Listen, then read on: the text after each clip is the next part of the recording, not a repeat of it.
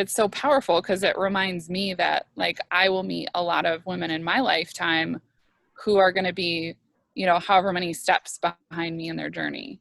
And to be able to offer people that kind of unconditional support, because that's what you need, is somebody that's going to walk beside you, not somebody who's like running in front of you with a leash, like, come on, like, let's go. Yeah, You just hold can't that space. process that much transformation at once. Like, That's a it's good point. as a human. Yeah. It's about holding that container, that safe space, and just letting someone think and letting them process. And I believe that might just be who I am. I really do believe that if I pinpointed like, oh, where did that come from, would have been, you know, the whole crying jag for a month and getting sent to the pastor's office and sitting on the couch with the pastor whose wife had committed suicide and saying nothing. And then happy memories would come up and being okay with that. Because like, oh no, I'm supposed to be grieving right now. And being able to laugh and enjoy the memories.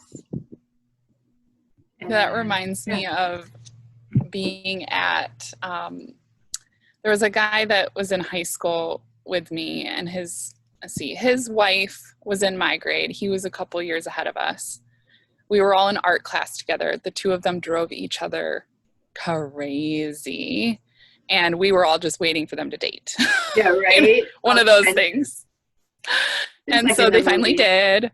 They ended up, you know, getting married, and you were just like, yeah, they're just too crazy for anyone else. Like no one else will be able to handle them. Like that. They just were perfect together, like crazy and perfect.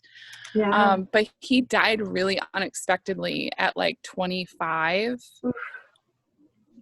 And maybe it was even earlier than that, but it was, anyways, very young. And he had some kind of heart condition that they thought was going to shorten his life, but maybe by like being 50 or 60, not, you know, 25.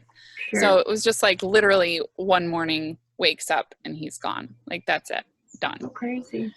And so I just remember sitting at that funeral and feeling this like community and like oneness with everyone that was there, because there was grief, but he was like, it was the middle of his life, you know, it was like he was full of life. And so everybody did want to remember the great things about him and stuff. But I remember like that feeling of like, there isn't anything to say either. You want to remember. And what do you say? And so I sat down next to my friend who I hadn't seen in like years. I just sat down and I was like, I'll never forget that he popped your cherry on his motorcycle. Oh, that is so Steena.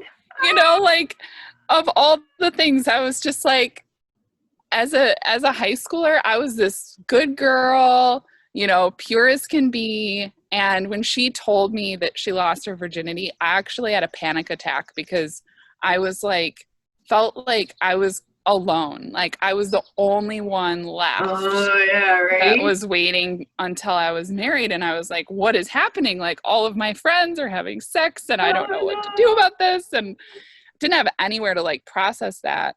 Wow. And I got really like felt claustrophobic and like wasn't okay. She was like, are you okay? I was like, I think I need to go outside or something. And so she walked me outside and she knew I was having a panic attack. I think her mom or sister or someone like had, or somehow she knew what was happening. I didn't even know I was having a panic attack.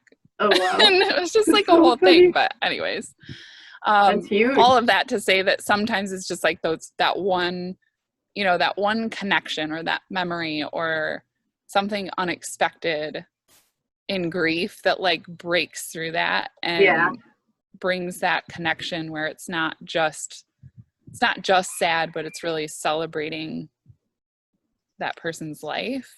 Mm-hmm. And I think that it's the same way with divorce or getting a new job or like your kids going off and you being an empty nester. Yeah.